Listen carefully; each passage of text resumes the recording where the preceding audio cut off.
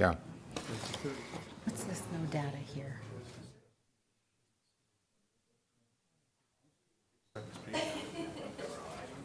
Good morning. It's November 8th. I did, didn't I? Tuesday, November 8th. We're here for our county commissioner meeting. We have a full slate of commissioners in the House, our administrator and the clerk of the board. And at this time, I'll call the meeting to order. If you'd please rise and join me in the Pledge of Allegiance.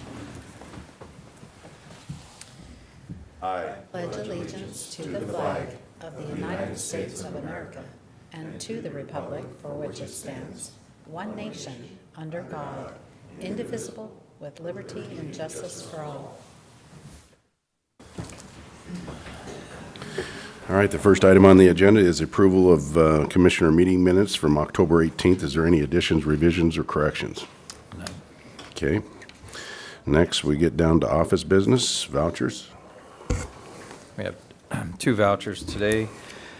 Move for approval of fund expenditures in the total amount of $139,049.69 as presented, and note that it has been reviewed and signed by two representatives of the auditor's office and the county administrator.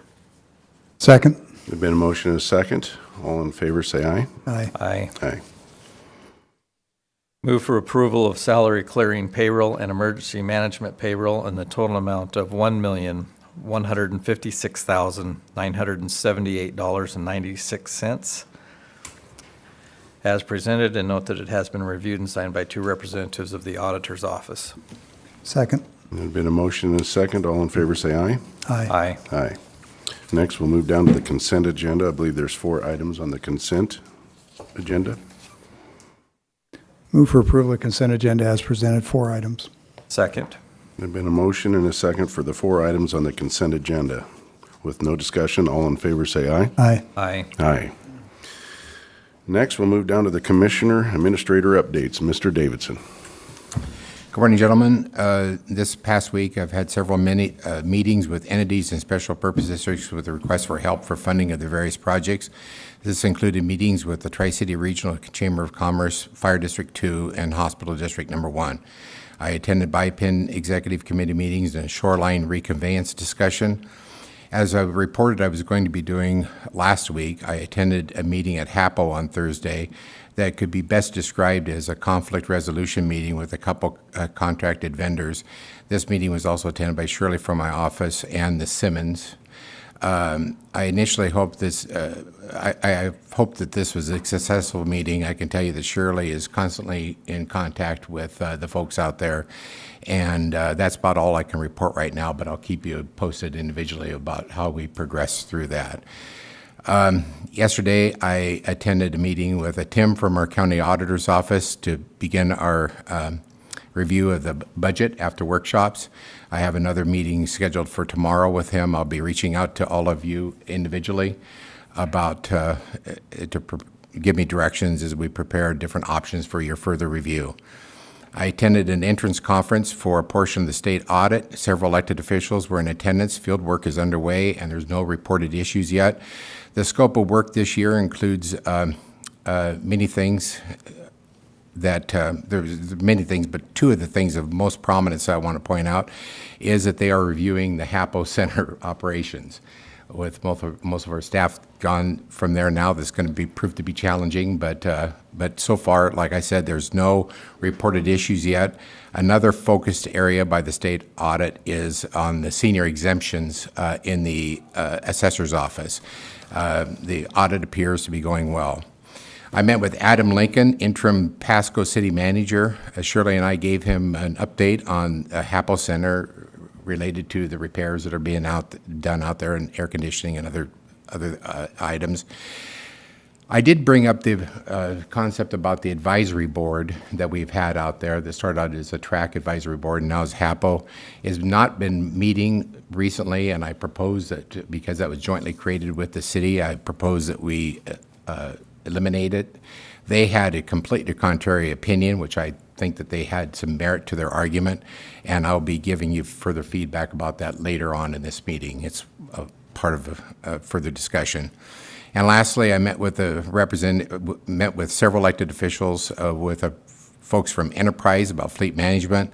I plan to bring this up as a discussion item in an upcoming elected officials meeting that we're having here at the county.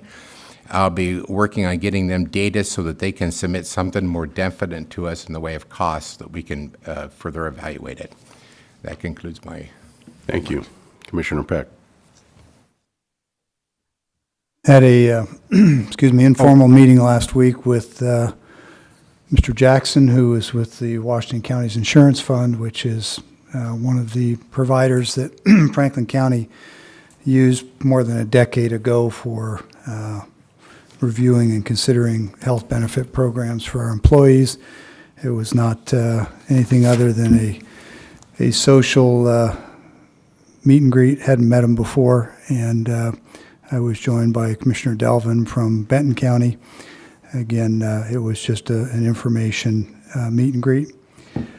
Had an 1152 meeting, which is the statute that requires expansion of local boards of health. That was Board of Health staff, Jason Zakaria, Jerome Delvin, and myself. We were appointed to this subcommittee to look at the process for adding the additional non-elected members to the Board of Health, and we think we have that process refined to the point where it can now be brought to the full board for consideration and possible approval. Met with the executive director from the Benton Franklin Council of Governments as the chair of that council. We meet and go over a variety of things. This week we were looking at the personnel and budgetary challenges for 2023. And then yesterday was the WASAC virtual assembly meeting that we have most weeks. Not a lot of business. This was more a review, or actually a preview of the upcoming County Leaders Conference to happen in Renton next Monday, Tuesday, and Wednesday. So I will be out next Tuesday, as I'll be at that conference. Thanks. Commissioner. So I toured North Franklin County roads along with Craig Erdman, mostly primitive roads in North County. They might not get a lot of traffic, but they move a tremendous amount of product that feeds our nation. We found some areas that need attention in order to provide a safe transport of product to market. Also had the Ben Franklin Transit Executive Meeting, which kind of overlapped with the Franklin County Emergency Management Special Board Meeting. Also had the Greater Columbia Behavioral Health, and also the Southeast Washington Aging and Long-Term Care meetings. Also just want to say good job to Franklin County Sheriff's Department, coordinated effort with Pasco Police and State Patrol on the apprehension of 4 suspects in a stolen car out on the Clotis PK Highway last night. That's it. Well, last week I had the Veterans Board meeting, and the Columbia River Policy meeting, Franklin County Emergency meeting, had the SAO entrance with Mr. Davidson. And I'd just like to make mention of one of our people of our county that passed away, Rella Ryman. I'd like to offer our prayers and condolences to the family. And last, I'd like to just say thank you to the new administrator, Dwayne Davidson. I received the email about the meeting with the department heads and the elected officials. It's something that I've been asking for 4 years, and I thank you so much for bringing this courthouse together with a meeting, and I look forward to attending it. Thank you. Oh my God. Can I Yes. inject one item here? The board recently passed a resolution supporting Operation Greenlight for support of our veterans, and I just want to show you evidence of the result of that here at our courthouse. So, looks pretty nice. I Yes, think. it looks good. And it will continue to be lit like that through Veterans Day. Excellent. All right, with that, we'll move down to public comment. Is there anybody for public comment? No call. No callers. Please. Morning, Commissioners. Thank you for the opportunity to speak to you. My name is Steve West. I reside in Franklin County. Have property north of the Road 52 Burns intersection and south of the Clark Addition. And I'm here to discuss with you a possible solution, alternative, direction, option, if you want to call it, to a dilemma I have with the Port of Pasco, more so the airport. I've got a few drawings here, and I don't have enough for each one of you, but I'll pass around a little bit. Situation. Okay. On the over section, next to the over property, all under development and hoping to get the UGA finalized and in place. In my endeavor over the last, I'm thinking 5 or 6 years, and Brad Peck, you might remember, I was before the commission a number of years ago, and your deciding vote kept me out of the UGA at that time. Through lots of I dollars. and think I recused myself, but my memory could be flawed. Okay. Anyway, lots of energy, effort, and dollars, frustration. I'm in the UGA. I feel I won that battle, but I've lost the war. The war being that the airport has overlaid me with this piece of ground and taken away my ability to develop my property, more so like you see the development on the Oberdink property. The Oberdink property is configured now with a site plan to be soon submitted with roughly 750 lots. My land, because I'm next to the airport, and my neighbor, who I'd like to get along with, has found it or compelled to overlay me with this zone and with no compensation, feel I should just sit back and take it. I'm obligated to put half-acre lots in at the end of that fly zone. I'm obligated to not do anything, not build or develop that zone at all. And more recently, well, not so much more recently, but about a year ago at one of your first meetings at the track facility, I was informed that my property that I thought was all in the UGA was not, in the airport overlay zone, which is identified, is not in the UGA. It's out of the city limits, so it still is in the county. What's happening now with this sewer expansion is that sewer line comes east-west through the middle of my property, the Oberdink property, and goes to the connection line for the Dairygold plant. I and several other property owners donated $50,000 to get the engineering started on that sewer line.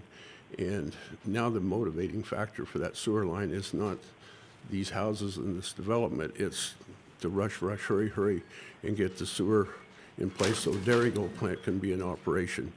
It's a good thing, and I don't regret donating my money, which will be refunded at the time the LID is put in place. But if I'm out of time, I'll have to continue later. Mr. Davidson? Yeah, that was only going to be a comment. Unfortunately, I have to be kind of the Time. rule maker and time maker, and it's a 3-minute, but you are, according to my understanding of the rules, you are allowed to come back at the second public comment and continue if you feel that you still need comments to make, which is scheduled at the end of the meeting. Okay, I thought I could have 2 3-minute sections at this point. I can't. Well, I would have to ask for the board's concurrence. It's not been normal practice. Oh, it's a very important matter, and I can see your concern. I would encourage you to meet with every commissioner individually on this, because it is rush for that. it's a simple taking, and the airport or the port doesn't seem to want to recognize that, and just told me to get lost. For the benefit of the airport, for the benefit of the community, I'd like to see the airport expand. I'm not trying to stop that, but I should be allowed back in the UGA, and something should be allowed to be done with that property, not thrown back in the county with sewer lines and whatnot through it, and possibly on Road 444. Caller, can you, So, Mr. West, Mute. if you could come back on the other 3-minute and maybe meet with us individually. At the end of the meeting? It's in this meeting, yes. Okay. It'll be in just a little bit. Thank you. do we have a caller on the phone? Hello? Yeah, my indication was that there was nobody there. Is there anybody else for public comment? Nobody's on the phone? No, it doesn't appear, so they're not answering. Okay. So with that, we'll move down to the next item on the agenda, which is a public hearing to adopt an assessment increase for Franklin County Horticulture Pest and Disease Control. And at this time, I'll ask them to come forward, and I will open the public hearing.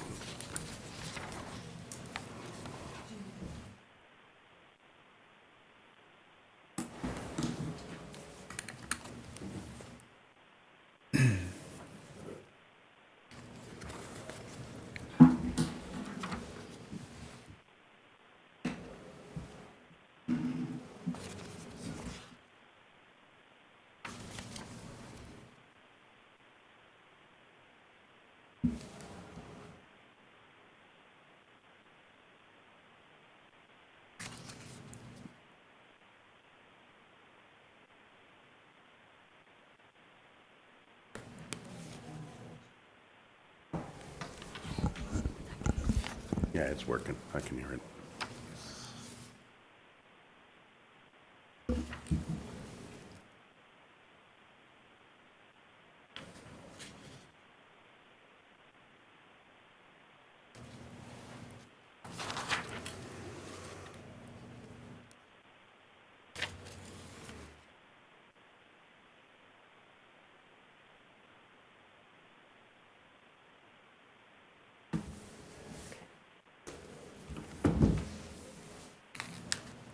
Good morning, Commissioners.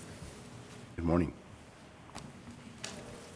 So at a previous hearing, it was, originally our assessment was approved. And once we went back and started reviewing the resolution, we discovered some mathematical miscalculations and some verbiage that needed to be cleaned up.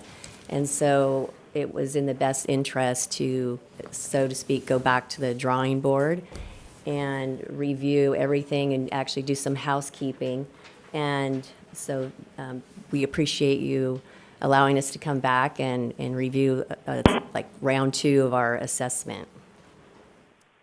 So with that, we are proposing back to our original formulation, a per acre, per parcel, in addition to a per acre and for the fruit tree assessment. And so I'm kind of like looking at the resolution, and I think that's best to kind of follow up. Do you have the resolutions in front of you? Okay. Yes. So with the per parcel, it is just for the tree fruit, and we didn't change that. So that includes apple, cherry, and soft fruits. And then with the per parcel, we are recommending going to $6.30 per parcel versus the original $1.50. And we went through and reviewed, further our land classes, and that's what we really, that's the housekeeping that we needed. And just also, I like this picture here. It kind of shows you what our county, or our entire state looks like as far as what we're all bringing to the table. And in the gray areas are the top 10, and as you can see, Franklin County is one of those top 10s. And this is a little dated, but it's like the last census, the agricultural census that we had. And you can see apples and hay are some of the top ones, for our county. And just reiterating the importance of supporting our agricultural community here. And so we went through and looked at, what is the definition of pests and diseases in the county? And then so the RCW, and I kind of highlighted there in the red what that means. And basically, it's pretty much anything that covers, an insect, mite, nematode, slug, snail, protozoa. I mean, basically anything is a pest, depending on what kind of farmer you are. It's like a weed. you know. So if there is any concerns that a farmer has, especially if you are next to, let's say, a grape vineyard and an apple orchard, you know, you may not realize it, but there are insects and pests that actually transition across, like the apple mealybug is one. Sorry, the grape mealybug will also be affecting or infecting apples and pears as well. And then here in the small grains, we've got aphids, armyworm, cereal leaf beetle, and wireworms. And I don't know if any of the farmers, you know, how they deal with these, but aphids transition across other fields and crops as well. Any questions to this point? Questions?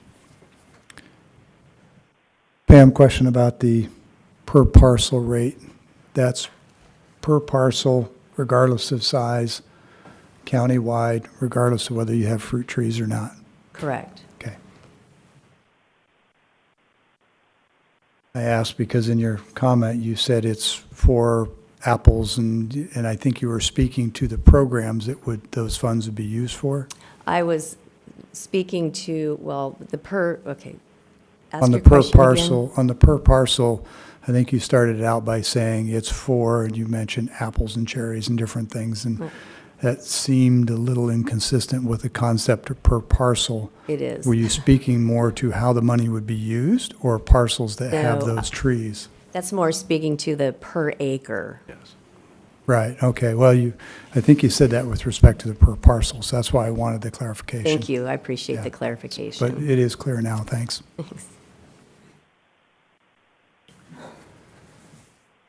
So then an example, so it actually, what we'll be doing, so when we actually went back and looked at the land classes and cleaned it all up, which was a really good exercise for us with the assessor's office, it actually provided us an additional 2,300 parcels that we had not been classified, or that were not in the classification or not classified correctly.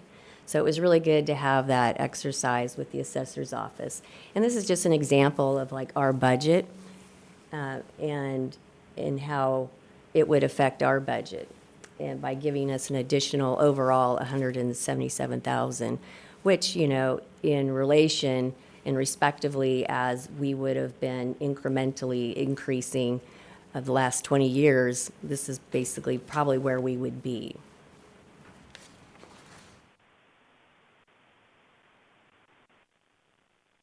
And so the rest of what I have, this is basically just another example, and I don't have a little, I'm pointing here in my, so this is another example of how, you know, the trees are affected, you know, within the orchards and in backyards. And this is just kind of reiterating what we had discussed at the previous hearing. And so with that, that concludes my portion. Questions? So just to review, the per parcel rate, regardless of parcel size, would go from $1.50 a year to $6.30 a year, Correct. which at $6.30 a year is 52.5 cents per month, which to me seems relatively de minimis, I think is the word. And then the $4 per acre for orchard or tree fruit producing properties is going from $3.50 to $4 an acre. To $4.50 an acre. $4.50. $4 to $4.50. $4.50 per tree fruit acre. Okay, good. I just wanted to ensure that people listening, because it is a hearing, knew that it is an increase and how much and what for. So it's a percentage-wise a very large increase on the parcels, but I think as we've discussed previously, a per parcel annual $1.50 was really inconsequential in terms of getting the job done. Just wasn't enough. So, thanks.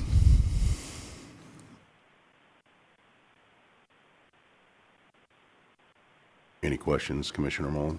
No, I don't have any questions.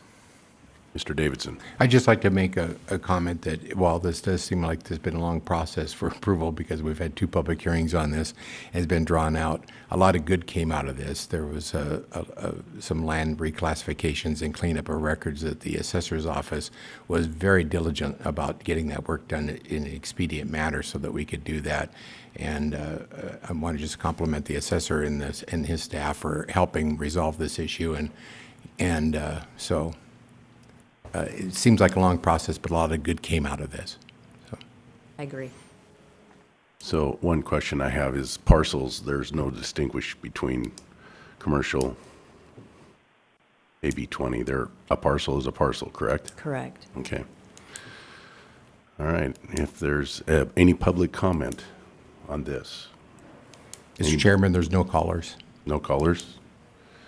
And I don't see anybody running to the mic, so there is no public comment at this time. Then I will close the public hearing and entertain a motion.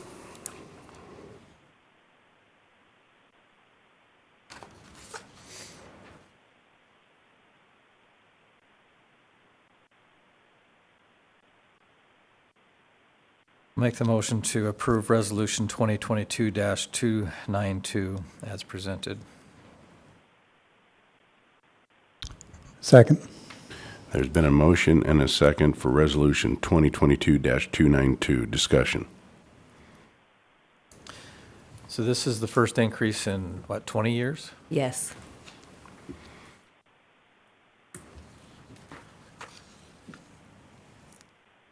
Was there any comment on raising the rate of per acre for was there any comment on raising the per acre for fruit tree No, areas? we've only received support from like our board and the feedback they've received, and just general conversation's been supportive. Okay, thank you. Most of your revenue comes from the per parcel, correct? Yes. And that's simply because of the number Oh. of parcels. No? It's actually more per acre was carrying a lot of that, of our costs.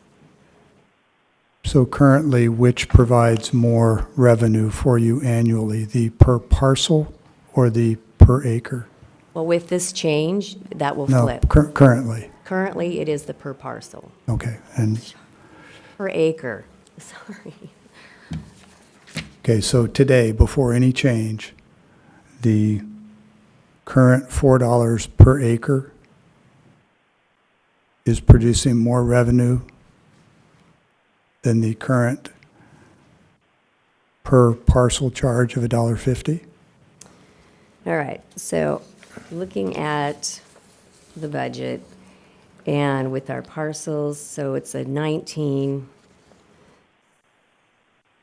and versus the 89. So then we have 19,854 acres, which gives us 89,000.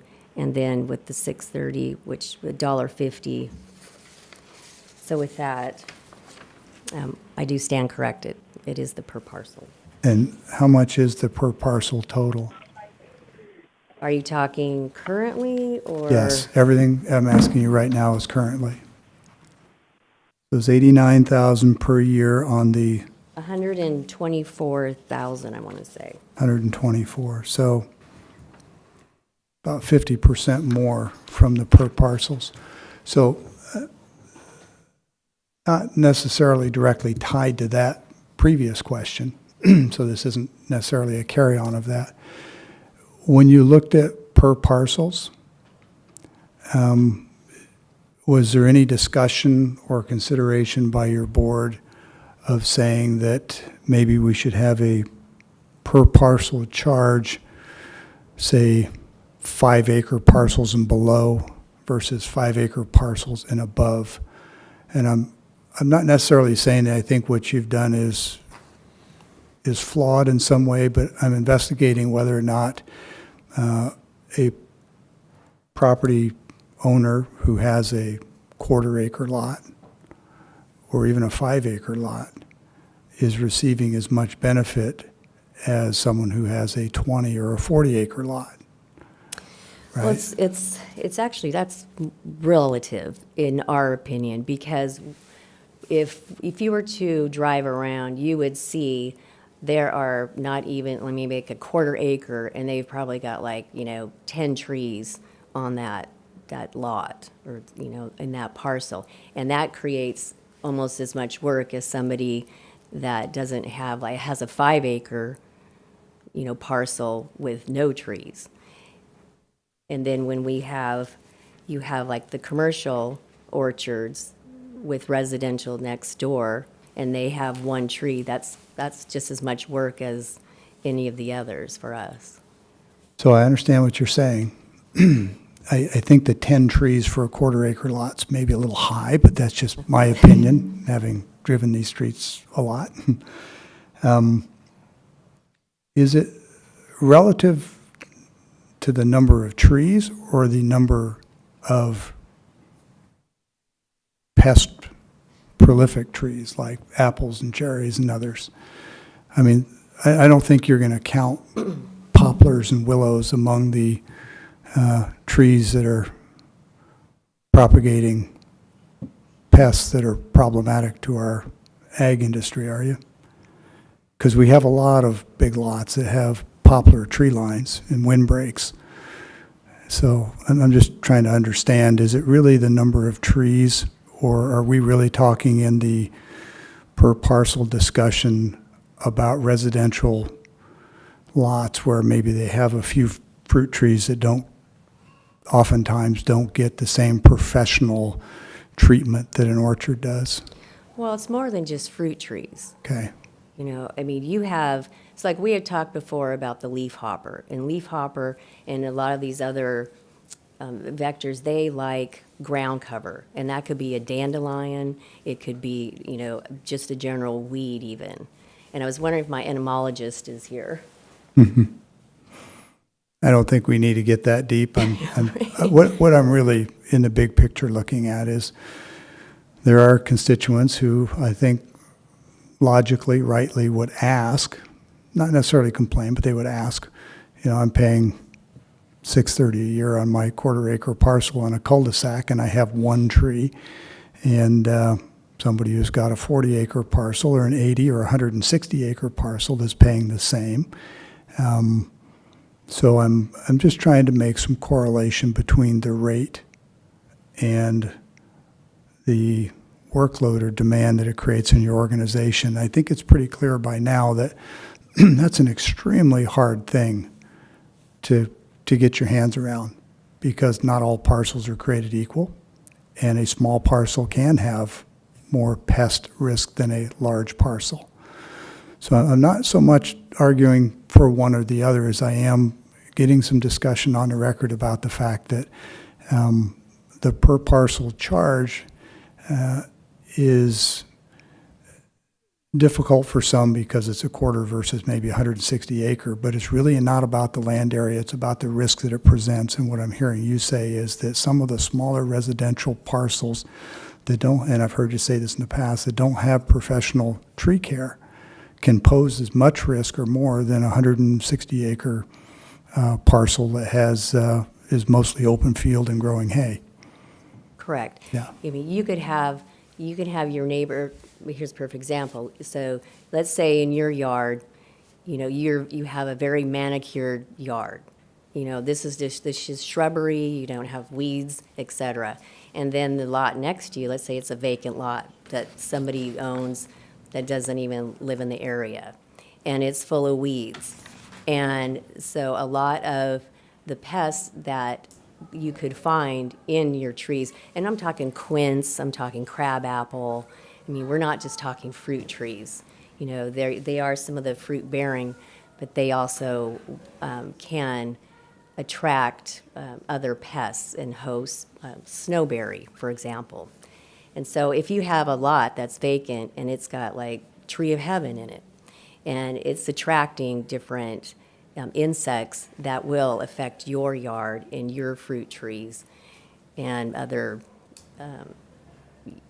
vegetation that you might be growing, like in your garden, squash beetles or squash bugs. Everybody hates the squash bugs. Sure. All, however, And that's dozen many why, varieties. Yeah, and that's why I would go back to that slide with that RCW 1508 that describes, what is a pest. And it covers, anything. And I guess the biggest pests are, who you feel it or what it is in your own yard. One person's pest may not be another person's and vice versa, depending on what you're growing. Like some people nobody likes aphids. But an aphid in your flower is kind of a nuisance. But let's say you're trying to grow prize-winning roses.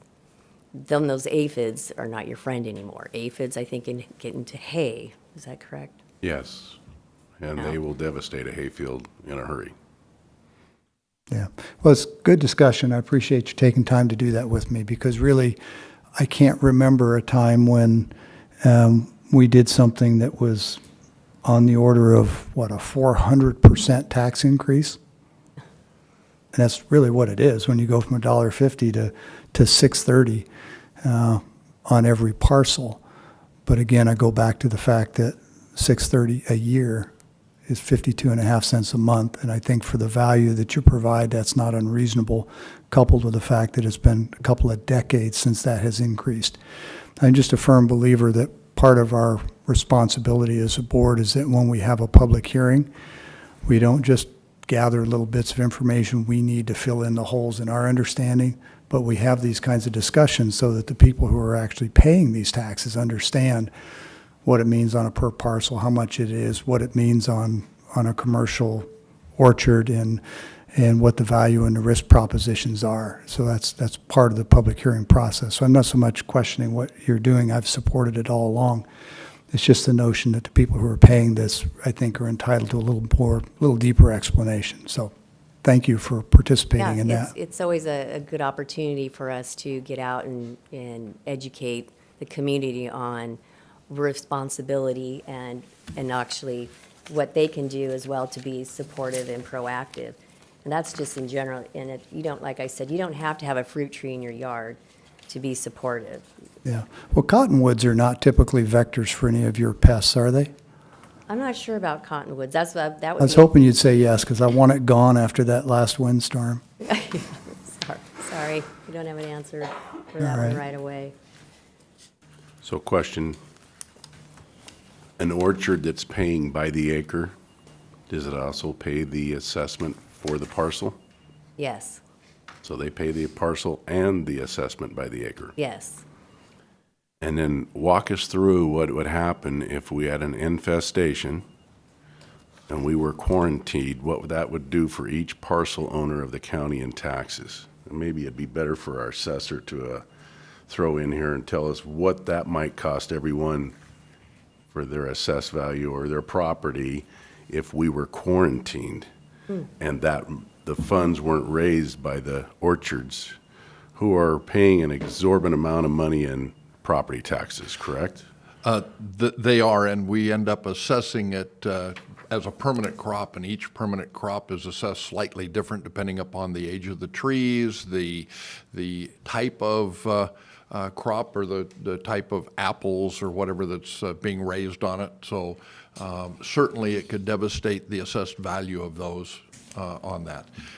There's also an RCW that requires, and Pam was working on that, on certain land classes under the pest, and I think it's 1509-135, I think is the RCW on it, that requires their type of assessment to be on a per parcel, and they can also then do it on the fruit trees or a specific type of crops on it. But the land classes that break it down is on a per parcel basis as well under their RCW. So that is another reason to clarify it. The way we would have to break it down would have to be on the per parcel and then the specific crops on the per acre for how the software would work. Okay. Mr. Davidson. Chairman, I'd like to just point out, because we haven't discussed it today, also important is that we discussed the education efforts that are going to be going underway. That was part of the initial discussions. I think it's really important to the comments that are being made that they have increased their education efforts, and this assessment will allow them to be educating some of those people that just have a fruit tree in their yard. And Pam and I have discussed, she's reaching out to WSU Cooperative Extension Office and others to help with that endeavor of education of the public. So I think that's really important to stress too. Yes, that's correct, yeah. Instead of doing, 2 mailings, now we could do 4, and then we can also get out and do a little bit more, like video, like collaboration with like realtors, property managers. Yeah, Wazoo Extension is, we work with all of them. Is there any other discussion? And just one quick observation. If you take 100 acres as a measure and you've got a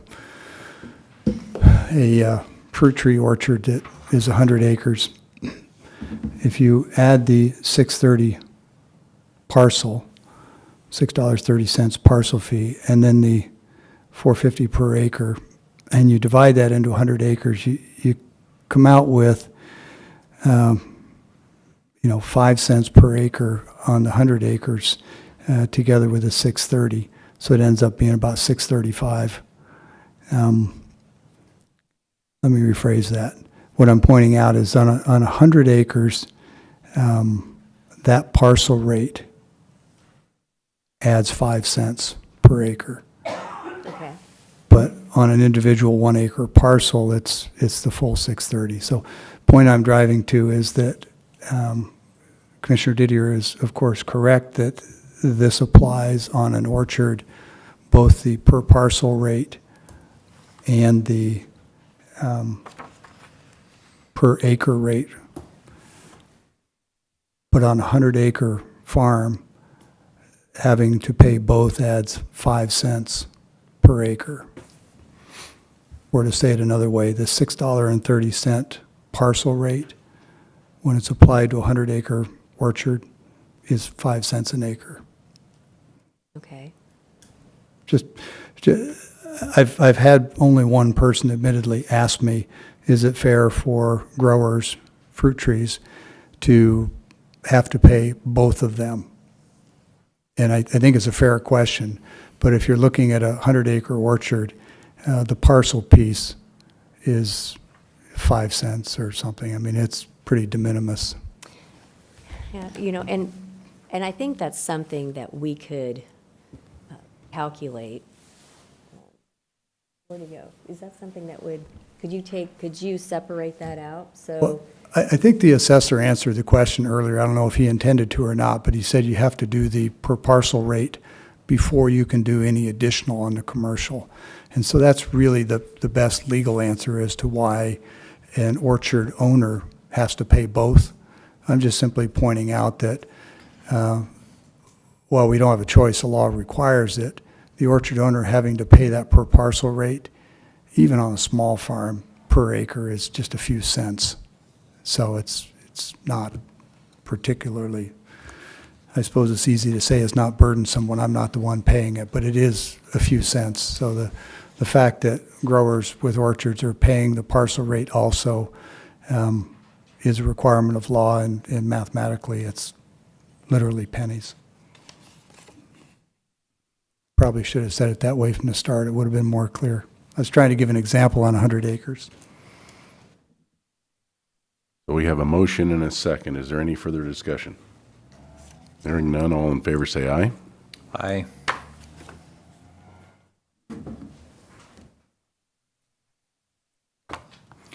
Waiting for the chair's vote. Excuse me? I was waiting for the chair's vote. Usually the chair breaks a tie.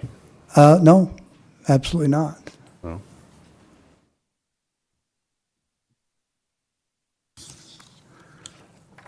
Aye. Aye, thank you. Thank you, Mr. Peck. Thank you, Pam. All right, so with that, Thank you. thank you for getting everything cleared up. Yes. Thanks, Pam. Next, we'll move down to the administration office business. Mr. Davidson. A couple items to discuss with you. First is concerning a bank account that was out for the HAPO and RV park. It's pretty well documented in the agenda summary report what the issue is. I do see that our county treasurer is here. If you'd like her to speak to the effect that we had trouble with closing a bank account as we are moving to Columbia Bank to Umpqua. And did you want to speak to this, Josie, or do you think it's necessary? I guess if the board has any questions of the, I'd like to hear from the treasurer. I was going to make a offhanded comment that when I look over at that corner of the room, there's the assessor, coroner, and treasurer. That must be our death and taxes corner right there.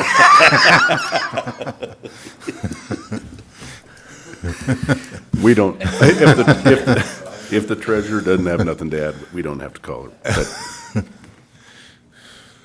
I just want to add that when I went to change people that have left the county were at the track, they when I went, I've been opening the account, changing signers, doing everything that I needed to do to keep the operations going with Columbia Bank, and because the website stated that they had an advisory committee with the track, with the HAPO Center, then they wouldn't let me do any of the changing of anything else like that. So in order for us to remove the current signers that were on there that have left the county, I needed to close that account and move it to Umpqua Bank. So This so is part of the. we need to dissolve, is what we got to do? This basically just is authorizing the bank authorizations. I actually think this resolution is not necessary because the RCWs basically state that the county treasurer is the authority and issues related to the banking. And we provided that to them, but obviously they had a different interpretation because of a reference they saw on a website that it drew attention to the advisory board, HAPO Advisory Board, which is our next topic of discussion. And so this is just to get things done to appease the bank, and so, Yeah, we need to get it cleaned up. yep. Thank So, you. question for you. If I'm reading the resolution correctly, I think I am, the request is to have the county administrator and his assistant as signers for checks, expenditures out of the HAPO account and the RV account, and yourself, the treasurer, as the authorized contact with the banks. correct. All that sounds perfectly great, but I'm wondering pragmatically, does that then simply mean that when vouchers or other expenditures need to be signed off, they'd be coming from the auditor's office to Mr. Davidson, or is it going to be necessary for HAPO Center staff to bring documents to him? How does that work? Doesn't seem like it would change the flow. It'd still go through the No. auditor, right? Yes. Everything stays the same. It's just that the banking, taking the signers who are currently on there and adding different signers. And who are the currently authorized positions to sign? Keith? Keith was, and Diana. So really, Placing Keith and we're just changing from Diana at the HAPO Center to Shirley in the administrator's office. Correct. Really the only change. Correct. Okay, thanks. All right, if there's no further discussion, I'll entertain a motion on Resolution 2022-293. Move to approve Resolution 2022-293 as presented. Second. There's been a motion and a second for Resolution 2022-293. Is there any further discussion? Hearing none, all in favor say aye. Aye. Aye. Aye. All right, next we'll move on down to, the advisory board. So this topic, there's not really anything to, this is just going to be a discussion item right now. I just basically wanted to remind you of the discussion I had earlier with you today, that in talking to the city manager, the interim city manager, they seem to express a lot more desire to maintain. They felt that there's still usefulness to this. They would like to see us try to resurrect this committee and get it meeting again. I'd like to point out that of the county designees that we have on this committee, the last appointments were done by resolutions in 2015 and 2016 and 2018. So these are old appointments that we need to kind of look at and renew, maybe advertise for interest and such. But if it's, I can see some merit, especially when there's so many changes going on out at HAPO Center. I could maybe see that having another advisory liaison group of community members informing both the city and the county on looking at things also. It had a purpose at one time, and we can renew that purpose. So I'm only bringing it forward today to let you know I had that discussion with the city, and we will, I'll give you information individually about who the appointees are, and then in a future meeting, we're going to have to possibly do some appointments. Okay. Okay? Mr. Davidson, you said those last county appointments, I think, were in 2015 and 17. Did they have term lengths? No, on they them? actually, it's a good point, Commissioner. No, they actually do not have Just limits. open-ended? So they're open-ended. Okay. So if these Let's fix individuals. that next time, too. Pardon? I said, let's fix that as well, please. That's actually a pretty good point. And I don't know these individuals, so I don't even know if they're still around or involved. You gentlemen may, but term limit would be a good thing to have on there. It's always good to have turnaround an advisory board like this. Yeah, I'd suggest about 3 years. Okay? Okay, so next we'll move down to the agenda change discussion. This was brought on by that in a recent meeting, we had to, a couple different times, stall the meeting and reconvene because we were getting ahead, mostly because of a public meeting. We were getting ahead of the stated time that's been published and is on the agenda. We find that when we look at other county operations, there are some that, there is a variety of methodologies, and there's some that do it the way that we do it. But I think there's some merit to at least a discussion item that we would publish in the official paper of the county, the agenda like we always have. But instead of giving a detailed breakdown of different times, Shirley did a lot of research, Karen did a lot of research on this issue and found that some counties, especially, and one as close as home is Benton County right across the river, they just state the beginning time. And then that way, with that being the only stated time and the agenda just as a list of items, you can just move from one to the other after that. I think that has a lot of merit because it makes for a more expedient meeting. I do want to, if you guys want to entertain the discussion, there's some examples in here. I would suggest that if we do this and we do just state like we're starting at 9 and then we're just going to progress through, that we have a policy that we move public hearings to the front of, not before consent, but immediately following consent, so we don't have callers that have to, or individuals that are coming to testify, we don't have them waiting for forever. The public hearings should be kind of front-loaded as part of the meeting so that we can get those out of the way and at first. I also think that it would be a good time for you to have a discussion about the public comment section. We now have 2 different times of public comment. I'm not sure how that actually ever got derived. Maybe there's a possibility that we should be just doing it once so that people know, once again, we do a public comment soon after the public hearing, if there's a public hearing, so that people don't have to be on the phone forever. Maybe we'd expand the time a little bit longer and reduce it just down to 1 public comment. Just some ideas that I think that maybe you guys should discuss, so. On that thought there, when we'd have the closed meeting, public meetings, a public comment allows people to come up and voice their opinion on something that they can't voice during the meeting. I like the aspect of 2 public comments because sometimes people, they would like to get up twice. Today we have Mr. West that'd like to get up again. So I think it's an opportunity for him to have 6 minutes instead of just 3. So I'm leaning towards 2 public comment. Okay. I would too. I mean, I think it's good to have one at the beginning of the meeting, just after the topics that are being discussed, and then one at the very end, possibly to discuss anything that may have came up during the meeting. And to expedite the meeting process, yeah, I would be in favor of putting the hearings at the front of the meeting and just doing the posted time, because I think that would allow the meeting to flow smoother, and people that want to come in for that public hearing can go about their business.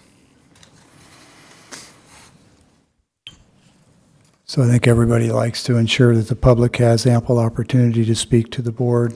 If you review past meetings, I think a high percentage of the second public hearing is used to extend comments from the first one, and that's not inherently a bad thing. 3 minutes can go by pretty quickly.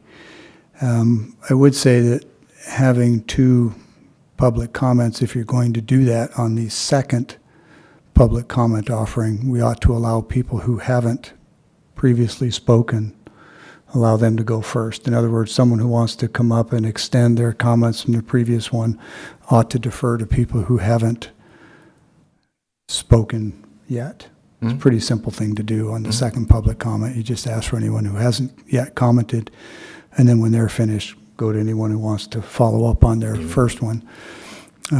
And I think that putting the first public comment early in the meeting is good. It provides an opportunity, as Commissioner Mullen was alluding to. I've been to many meetings where by the time the public comment session came around, the issue you were concerned about has already been discussed and decided, and that's frustrating. So I think having one right up front is a good thing, and having one right at the end is fine as well. But I would give deference, like I said, to people who hadn't spoken yet. And as far as the single published time that we just started, a stated time, in this particular example is 9 o'clock, we're fine with that? I'm fine with that, but just a question. And I think you've talked to our civil legal folks. The statutes, I thought, required that we advertise a starting time for the public hearing, but it sounds like legal interpret it as we have enough latitude that if we advertise a 9 a.m. meeting that includes a hearing, even if that hearing doesn't happen till 11:30, a long meeting, we're still compliant? Because the statute, I think, says you have to advertise the start time for the public hearing. I can imagine Yeah. that one would be that late, but Well, we've, Jen, do you want to make comment on that? No? Sorry. so long as advertising the start time of the meeting is sufficient in legal's opinion, I'm fine with it. I know a good many counties do it this way, but I'll defer to Jen. I have not fully researched this issue. My concern was starting before our Sure. advertised time, and I understand that they were thinking advertisement advertised in the graphic. But when we post a time on the schedule, the agenda schedule, that is also another form of advertisement. So when we're advertising for a 9:45 hearing and we're ready to call it at 9:15, that does not give notice to the people that were waiting to call in time that it's going to start. So starting after the time, I don't think would get us in trouble, because they can listen in and, okay, it's supposed to start at 9:45. They're still discussing this other thing that's first. I know it's still coming up. Yeah, When they call in at 9:45 to add a comment and realize it happened, 20 minutes ago, and they missed their opportunity, that's problematic. Yeah, so I don't disagree with any of that. I would make the observation, though, that if you advertise a start time in the county newspaper of record, which is the Franklin County Graphic, and it has a set time, and then for whatever reason you're ahead on the agenda and you start it sooner than that advertised, even if you've changed your agenda in the meeting, you're still violating that other advertised start time. Correct. Point being is that if you're going to go to a flexible agenda where you allow yourself the authority to make changes on the fly in the meeting, you just got to make sure that you don't violate not only the current agenda, but as you said, what's been published in the paper. Correct, and my understanding is they've been publishing them as happening at 9 o'clock, so I think we're fine on that front. I just didn't want people to be relying on that agenda, which is also a form of advertisement, and that would be confusing. I mean, I don't know how many times I've had attorneys that we need for exec sessions say, oh, look, the exec session's scheduled for 10:45, I'll be available at that time. They're not counting on us going faster and needing them, an hour earlier. Yeah, So- well, I would just read this sentence from our own agenda today. Please note that the agenda is tentative. Times listed are only an estimate. Board may add, delete, or postpone items and take action on items not on the agenda. Right, and There- that was a change from the previous agendas, which all said, notice public hearings will not be called before their advertised start time. And that was the problem we had last week. It said that at the top of the agenda, and then the start time was listed at like 9:40, and we were ready at 9:20, so Right. that was problematic. Okay. So I'm not sure if we need a motion to this effect? I don't think so. As the administrator, this is an administrative matter. If you adopt a practice with a consensus of the board and it's legal, I don't Yep. think you need anything more. I'm totally comfortable with that. I just wanted to Yep. ask you folks if that's what you, okay, so consider that. So after all this discussion, what we'll be doing is we'll be publishing a start time in the official paper, and that start time will be the only time that's Start time for the meeting. is start time of the meeting, and that's what will be the only time that's stated on the agenda that comes out. And be the only time advertised in the newspaper of record as well. Right. But this warning will be on there, or whatever this is. Please note that the agenda is tentative and times listed are, the times won't be listed anymore. No, the times won't be listed, so But that it's won't. tentative, and the board may add, delete, and postpone items, and may take action on an item not on the agenda. That'll be on the listing, right? Or are we taking I that think- away? I think we should take that away. Take that away, Yeah. so that there will be no, Yeah. it'll We just be stay with the agenda. and it start starts at a time certain at time. 9 Yeah. o'clock. Okay. Yep. All right. Okay, Sounds good. Next, we'll move Okay. down to the last item, which is biodiesel support letter. yeah, so gentlemen, on this one, this is a very late addition to your packet. This came to us from Tidewater. They're looking for support of their, the Snake River Terminal fueling station. It's a very important project for the community. I totally agree. It's one of those items that normally would think that you would probably want to support. However, I do have an issue with this, in that that when they sent this to me originally for consideration, it just came a couple days ago and it didn't have an attachment. We had to contact them to say, if you have a proposed letter, we'd like to see it, because you didn't provide one. And so they finally got us this letter, which we have formatted for your use. But it's late. They say that it has a deadline for congressional consideration of the 11th, so we can't postpone this until the next meeting. However, just my own personal styles, I would like to see the board's letters basically be compiled by us, saying we support this, and these additional facts and different relevant data that might be being stated is, we let them retain ownership of all that kind of information. When we compile a letter together like this, it has all these different various facts, and then I'm asking you as a board to sign this. I don't feel like I've done due diligence to basically confirm this that you're signing to. I don't. Who know, have drew the this- letter up, Mr.? They Johnson? drew it up. Who's they? The Tidewater okay. folks. And so the gentleman's name right now, I can't recall. But so I don't know. This is kind of, it was last minute. I don't like last minute kind of stuff that comes in this late. I don't like proposing that you folks, I'm recommending that you do this letter that I compiled when half of the information, or almost all of the facts on here, I haven't had a chance to do any kind of due diligence to confirm that this is stuff that's correct for you to be signing. I hate to say that because I think this is an important point and it's an important issue, but still, I guess I'm asking for direction from you folks if you can kind of see my point. And, you know, I'd rather you have a letter that just basically we support this and use this as an attachment so that these representations are theirs. But at this point in time, we can't really do any kind of revisions to it or something like that because we're past their deadline, which is, I think, the 11th or something. We don't have time before the next meeting, so maybe, I don't know, individuals. How long has this been in process? Well, This just as- this issue, not this letter, but Oh, this issue? this effort. Oh, yeah, actually, that's a good point. I don't know that. I don't think it came up this week is my point. I think this has been going for months, and Yeah, why? Well, for that's us, a good point. for us to hear about it hours, literally, not even days ahead.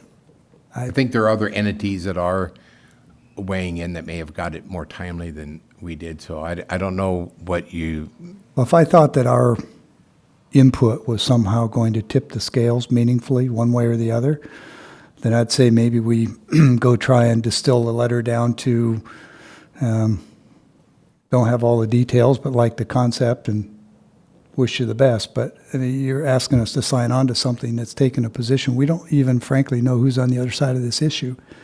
Is this another Franklin County entity that has an adverse position that we know nothing about? yeah, it's a very good point. I don't know. I don't have any background on it. Not inclined to sign things that frankly I know nothing about. And as I read through this letter, I don't agree with a lot of the statements that are made here about Clean Fuel Standard Program, which seeks to cut statewide greenhouse gas emissions from 4.3 million metric tons over the next 15 years. I mean, what I've heard about biodiesel and corn, it's actually more of a pollutant than diesel. So I don't agree with that, and I don't really want to put my signature on it. You want to sign it, Commissioner? I don't want to sign something that I haven't had time to fully dig into. I think that it supports what is they want to do, but as far as signing on and agreeing to all the terms that are in the letter that I'm unfamiliar with, I don't feel comfortable. I wouldn't think that any of you would be. That's why I brought up the issue. Oh, thank and this you. feedback for me for the future is very helpful to know. I think that when they send us ideas of letter compilation, I don't feel that we should be stating facts that we don't know are correct and in the record. So I'll be asking for verification of those unless we're just basically signing a more generic letter of support. So I appreciate the feedback, and I will not submit the letter. All right, thank you. Do you have anything else, Mr. Davidson? That concludes the administration office business. Now we're on to public comment again. Public comment, is there anybody on the phone? Wait, I'm refreshing. No callers. Anybody in the audience for public comment?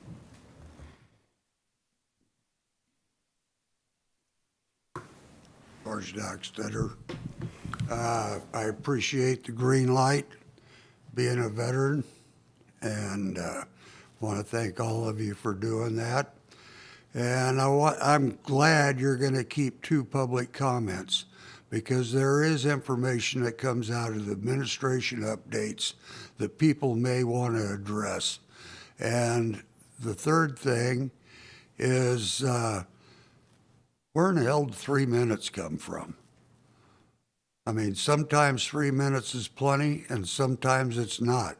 I think you need to look at extending the time frame from 3 minutes to a higher number. Thank you.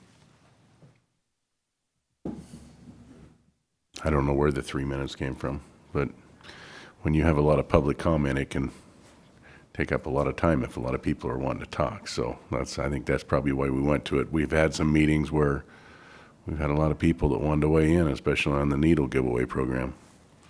I've Anybody? seen 2 minutes and 3 minutes. Anybody ever seen public meetings like this with less than 2 or more than 3? Not that we have to be driven by that, I'm just curious, that's all I've ever seen. I haven't, but I think there's times that where extended time is allowable or should be allowable. Yeah. So if there's nobody else for public comment, Mr. West? Thank And you. if I may, just point of privilege. Jen, could I ask you to come up for just a moment? I don't want to put you on the spot, but I'm probably going to.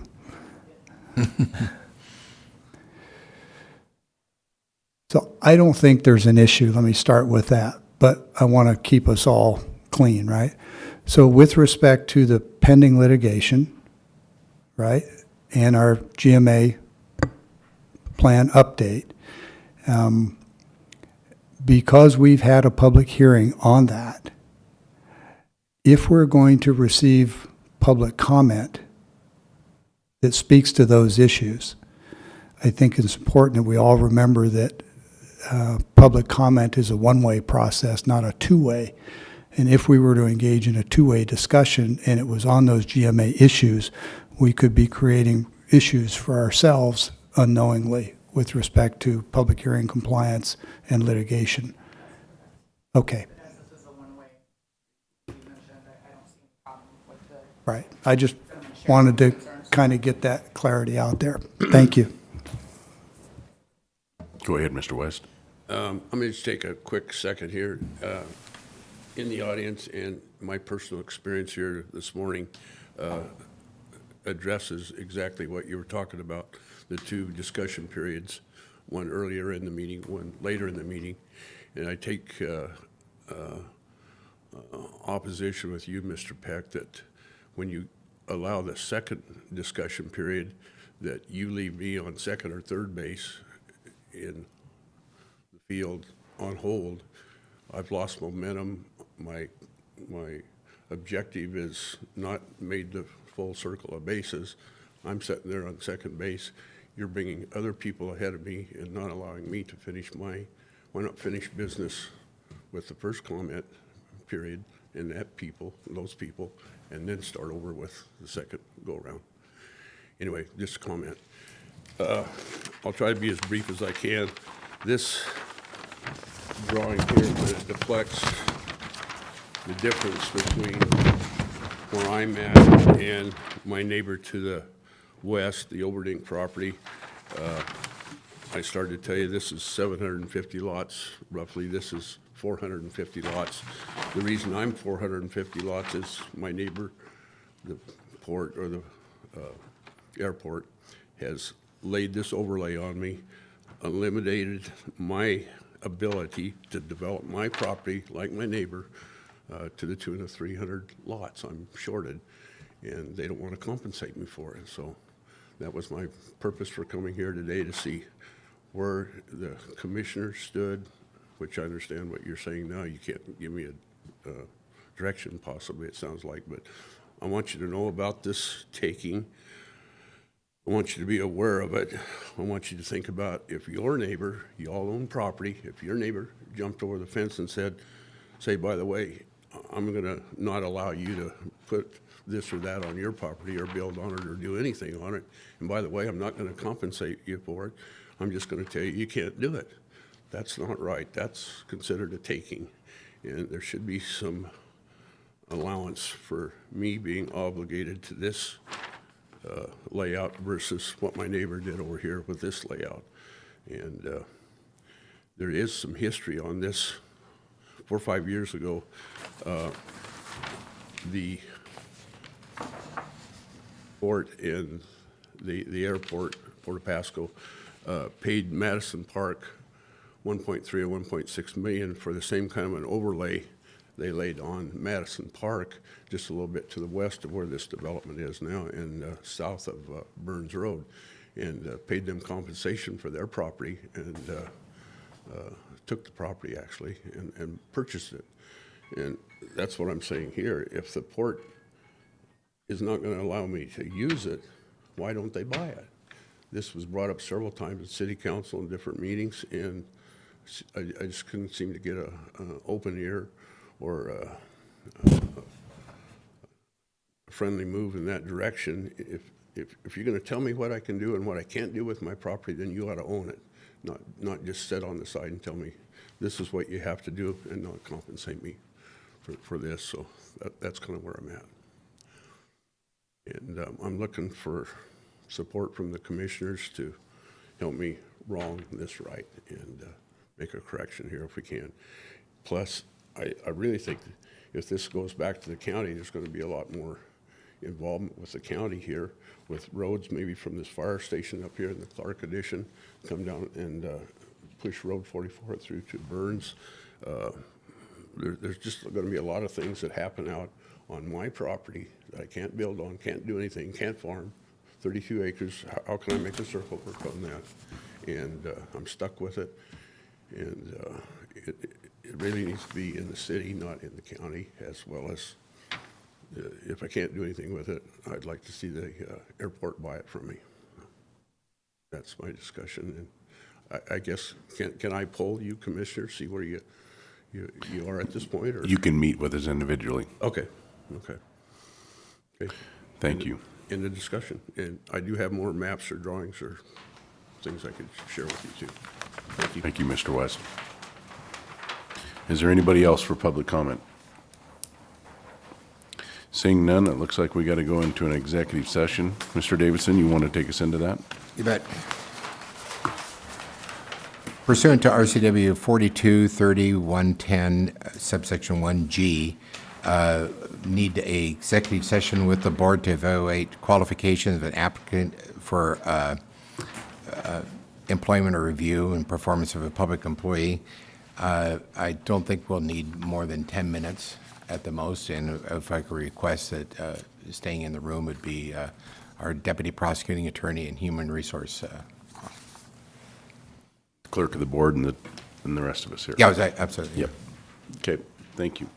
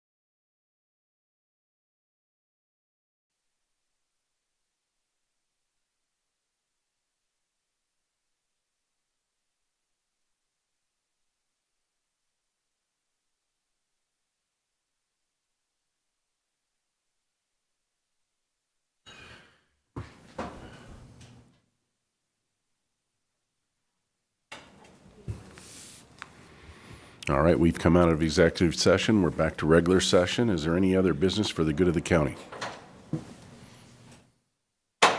Hearing none, this meeting is adjourned.